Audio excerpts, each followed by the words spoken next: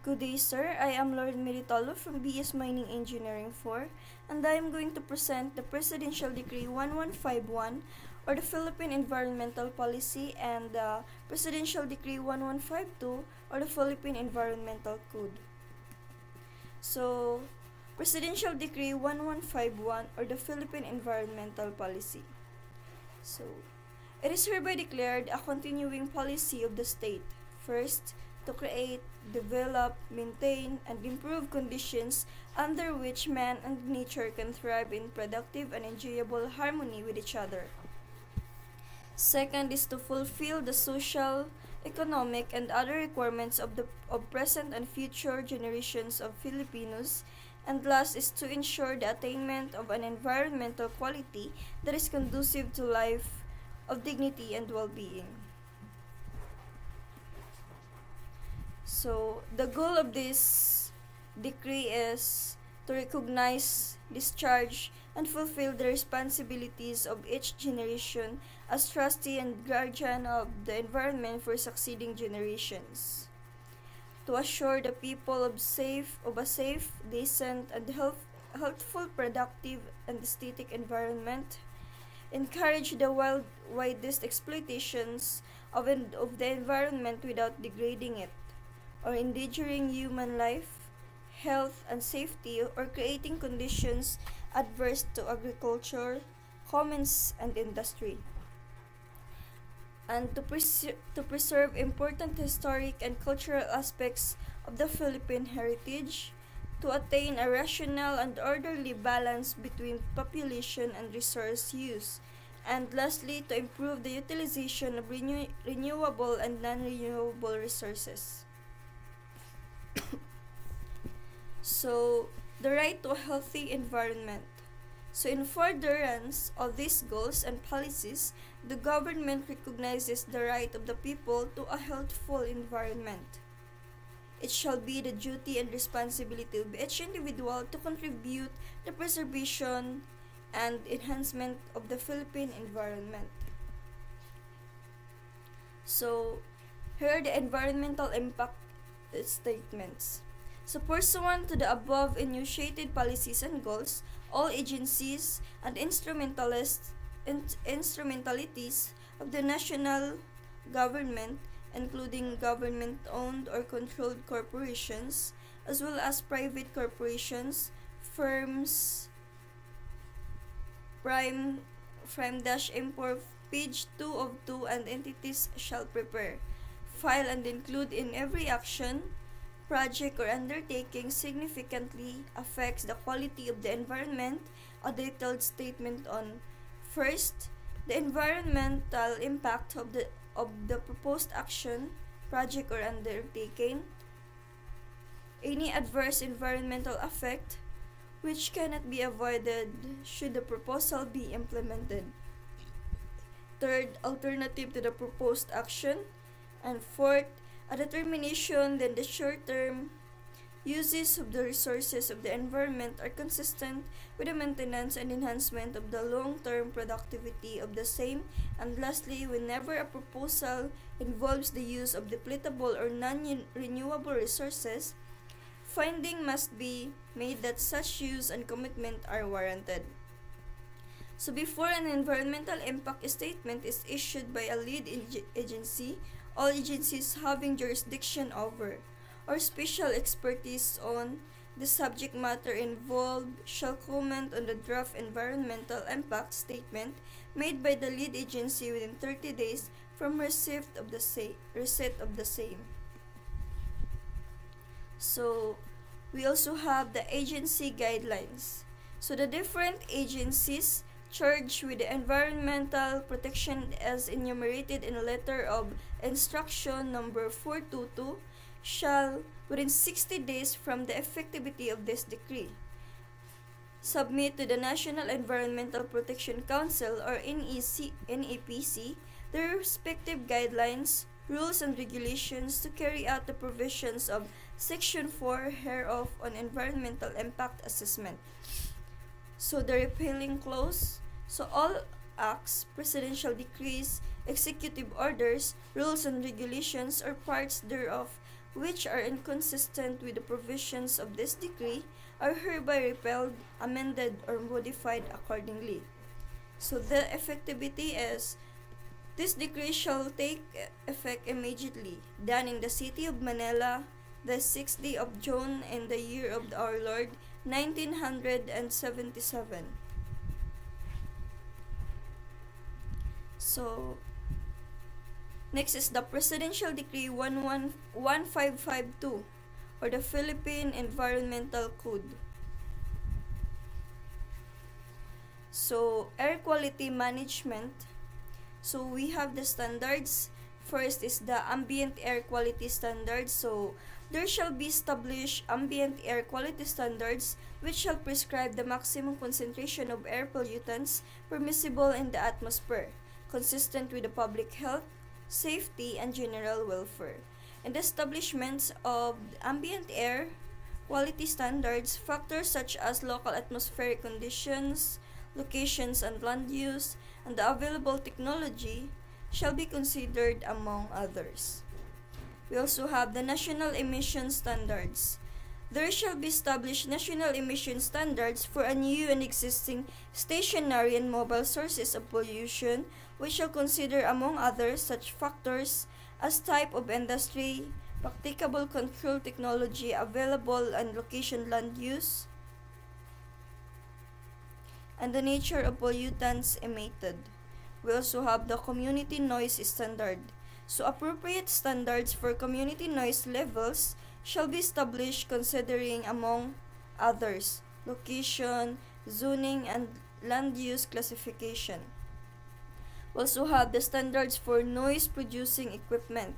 So a standard for noise producing equipment such as construction equipment, transportation equipment, stationary engines, and electrical or electronic equipment, and such similar equipment or contrivances. We also have the aircraft emission and sonic booms. So, government agency shall encourage research studies on the harmful effects of aircraft emissions in the environment in order to establish permissible emission standards. We also have the regulations and enforcement. So, air quality and noise standards. The National Pollution Control Commission, in coordination with appropriate government agencies, shall be responsible for the enforcement of ambient air quality, emission, and noise standards, including the monitoring and surveillance of air pollutants, licensing and permitting of air pollution control facilities, and the promulgation of appropriate rules and regulations. Also, we have the aircraft noise. So, community noise standard around airports shall be implemented by the Civil Aeronautics Administration in coordination with the National Pollution Control Commission. We also have the vehicular emission. So, the Land Transportation Commission, in coordination with the National Pollution Control Commission, shall implement emission standards for motor vehicles and may deputize other appropriate law enforcement agencies for the purpose. We also have the radioactive emissions, so the release and emission of radioactivity into the environment incident to the establishment of possession of nuclear energy facilities and radioactive materials, handling, transport, production, storage, use, and disposal of radioactive materials shall be regulated by the Philippine Atomic Energy Commission in coordination with other appropriate government agencies. So, of course, we have here the monitoring. So, first, we have the air quality monitoring. So, the National Pollution Control Commission, in coordination with the appropriate government agencies, shall establish the greatest extent practicable and air quality monitoring network. Such air quality monitoring network shall put to maximum use the capabilities of these agencies. We also have the weather modification. So the Philippine Atmospheric, Geological, and Astronomical Services Administration shall monitor regularly meteorological factors affecting environmental conditions in order to effectively guide air, pollution monitoring activities. So, if we have the air quality, we also have the water quality management. So first is the classification and standards. So classification of Philippine waters. So the National Pollution Control Commission, in coordination with appropriate government agencies, shall classify Philippine waters according to their best usage. In classifying said waters, the National Pollution Control Commission shall take into account, among others, the following. First, the existing quality of the body of the water at the time of classification. Second, the size, depth, surface, area covered, volume, direction, rate of flow, gradient of stream, and lastly, the most beneficial uses of said bodies of water and land bordering them for residential, agricultural, commercial, industrial, navigational, recreational, and aesthetic purposes. So, the reclasifications of waters based on intended beneficial use. So, where the public interest so requires, the National Pollution Control Commission, in coordination with the appropriate government agency, shall reclassify a body of water based on the intended beneficial use and take such steps as may be necessary to upgrade the quality of said water. So, upgrading of water quality. So, the quality of water has deteriorated to a degree where its state will be adversely affect its base usage. The government agencies concerned shall take such measure as may be necessary to upgrade the quality of such water to meet the prescribed water quality standards. So the water quality standards. So the National Pollution Control Commission shall prescribe quality and effluent standards consistent with the guidelines set by the National Environmental Protection Council and the classification of waters prescribed in the preceding sections, taking into consideration, among others, the following. So first, the standard of water quality or purity may vary according to the beneficial uses, and second, the technology relating to water pollution control. So we also have the protection and the improvement of water quality. So first, we have the enforcement and coordination. So the production, utilizations, storage, and distribution of hazardous, toxic, and other substances such as radioactive materials, heavy metals, pesticides, fertilizer, and oils, and the disposal, discharge, and dumping of untreated wastewater, mine tailings, and other substances that may pollute any body of water of the Philippines, resulting from normal operations of industries, waterborne source, and other human activities, as well as those resulting from accidental spills and discharge, shall be regulated by the appropriate government agency pursuant to their respective charters and enabling legislations. So we also have the cleanup operations.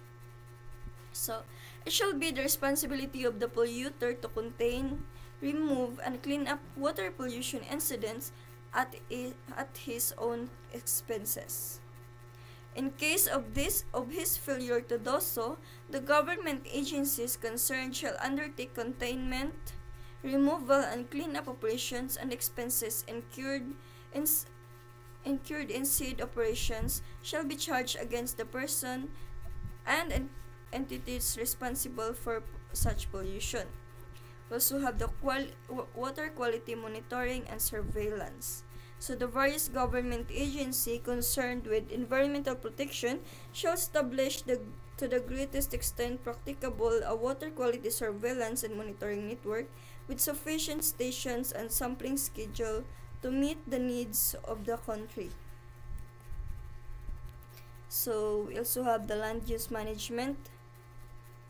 So the purpose of this title are to provide a rational orderly and efficient acquisition, utilization, and disposition of land and its resources in order to derive therefrom maximum benefits, and lastly, to encourage the prudent use and conservation of land resources in order to prevent an imbalance between the nation's needs and such resources. So first, we have the National Land Use Scheme. The Human Settlements Commission, in coordination with the appropriate agencies of the government, shall formulate and recommend to the National Environmental Protection Council and a land use scheme consistent with the purpose of this title.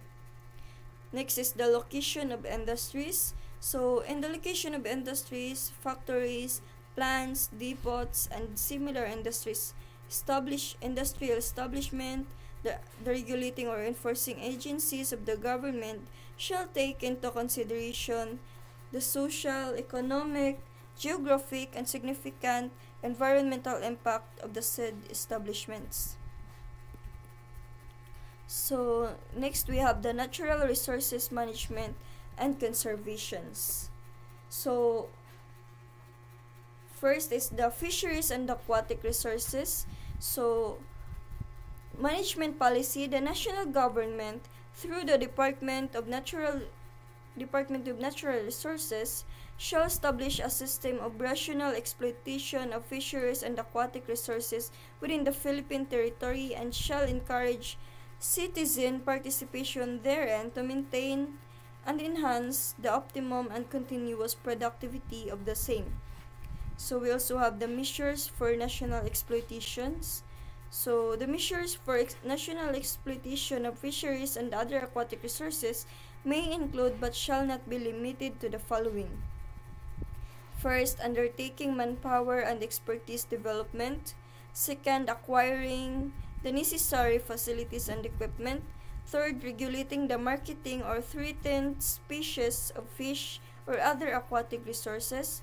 Fourth, reviewing all existing rules and regulations on the exploitation of fisheries and aquatic resources with a view of formulating guidelines for the systematic and effective enforcement thereof. And lastly, conserving the vanishing species of fish and aquatic resources such as turtles, sea snakes, crocodiles, corals, as well as maintaining the mangrove areas, marshes, and inland waters, coral reef areas, and island servings as sanctuaries for fish and other aquatic life. So, if we have fisheries and aquatic resources, we also have the wildlife. So, the management policy of wildlife is establish a system of rational exploitation and conservation of wildlife resources and shall encourage citizen participation in the maintenance or enhancement of their continuous productivity.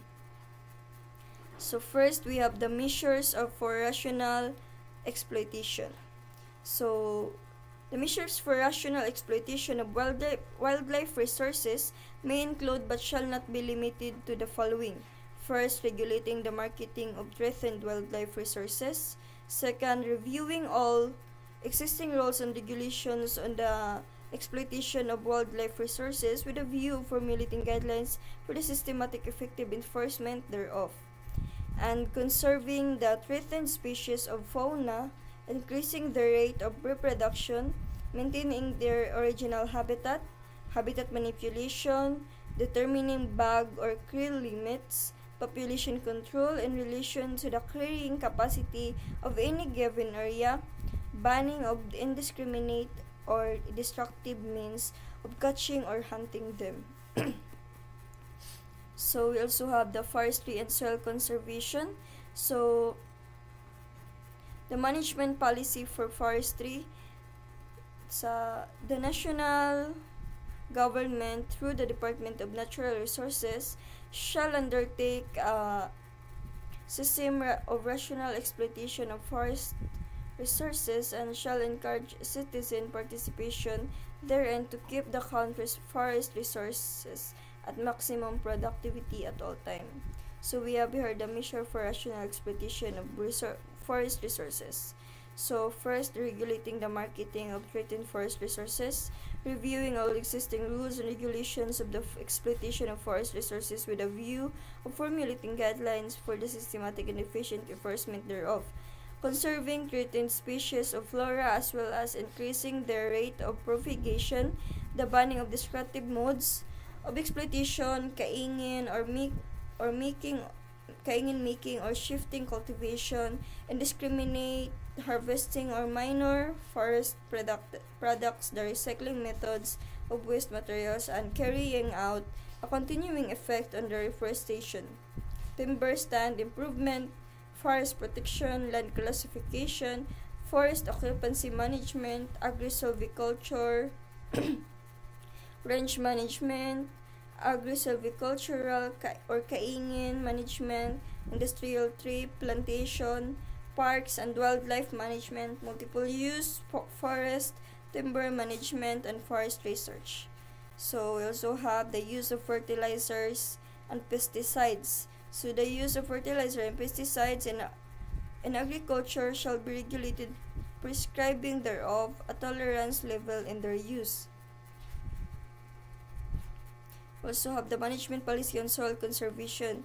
So the national government, through the Department of Natural Resources and the Department of Agriculture, shall likewise undertake a soil conservation program, including therein the identification and protection of critical watershed areas, encouragement of scientific farming techniques, physical and biological means of soil conservation, and short-term and long-term researches, and technology for effective soil conservation. We also have the flood control and natural calamities. So we have the measures in flood control program.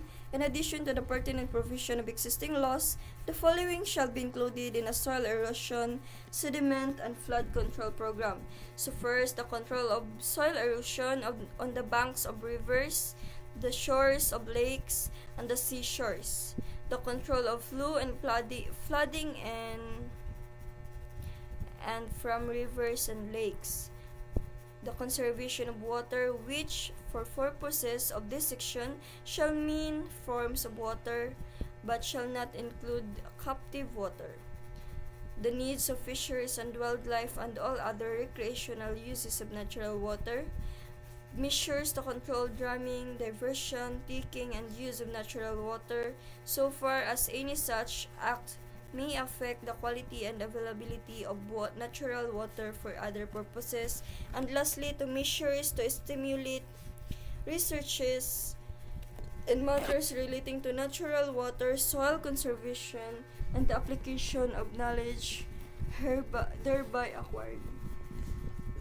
So we also have the measures to mitigate destructive effects of calamities. So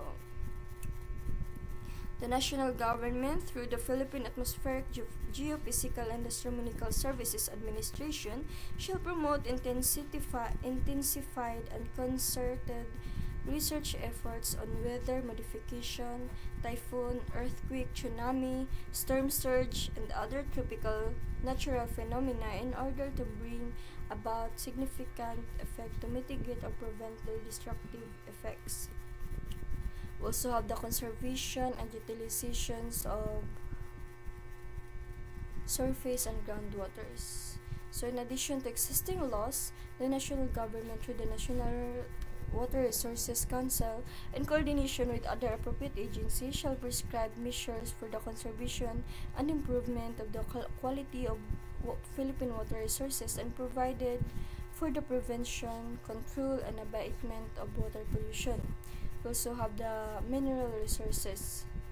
So the national government, through the Department of Natural Resources, shall undertake a system of gainful exploitation and rational and efficient utilization of mineral resources, and shall encourage citizen participation in this endeavor. So for measures for exploitation and utilization of mineral resources.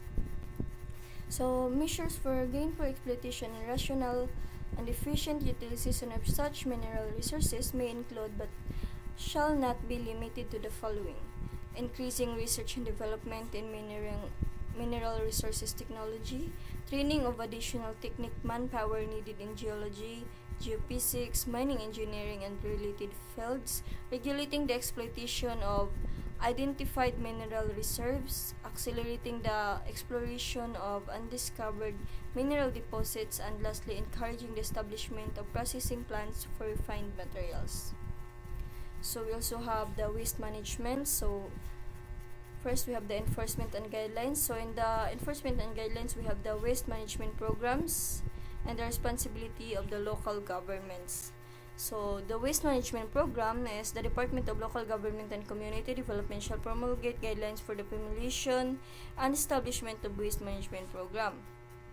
So this shall be required of all provinces, cities, and municipalities. So we also have here the responsibility of local governments. So each province, city, or municipality shall provide measures to facilitate the collection, transportation, processing, and disposal of waste within its jurisdiction in according with other government agencies concerned. We also have here the methods of solid waste disposal. So first is the solid waste disposal, second is the sanitary landfills, the inclination and composting plants, disposal sites, dumping into the sea and other navigable waters. And lastly is the methods of liquid disposal. So wastewater from the manufacturing plants, industries, communities, or domestic sources shall be treated either physically, biologically, or chemically prior to disposal in accordance within the rules and regulations promulgated by proper government authorities. So we also have here the miscellaneous provisions. So first is the population environment balance, the environmental education, the environmental research, monitoring and dissemination of environmental information of foreign origin, and we also have the incentives. So, to operate the installation and utilization of pollution control facilities, the following incentives are hereby granted. So, first, exemption to the extent of 50% of tariff duties and compensating tax for the importation of pollution equipment, devices, spare parts, and accessories for a period of 5 years from the effectivity of this decree, subject to the conditions that will be imposed by the Council. Also, a tax credit equivalent to 50% of the value of the compensating tax tariff duties and would have been paid on the pollution control equipment, devices, spare parts, and accessories had this item been imported shall, within a period of 7 years from effectivity to this decree, be given to the person or firm who or which purchased them from a domestic manufacturer, and another tax credit equivalent to 25% thereof shall be given to the said manufacturer, subject to such conditions as may be imposed by the Council. And lastly, the deductions of equivalent to 50% of the expenses actually incurred on the research project undertaken to develop technologies for the manufacture of pollution control equipment which have been proven effectivity and commercially reproducible, from the taxable income of the person or firm actually undertaking such projects, subject to the conditions that may be imposed by the Council.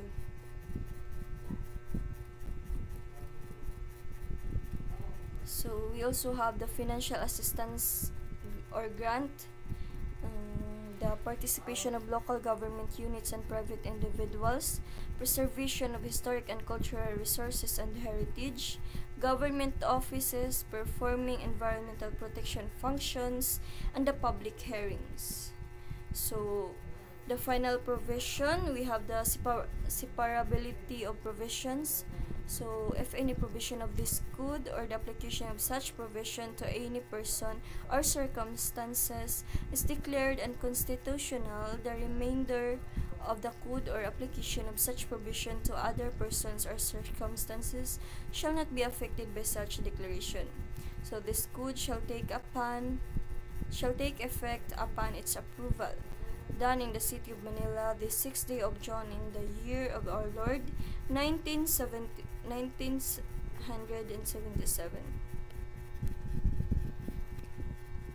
So that's all. Thank you.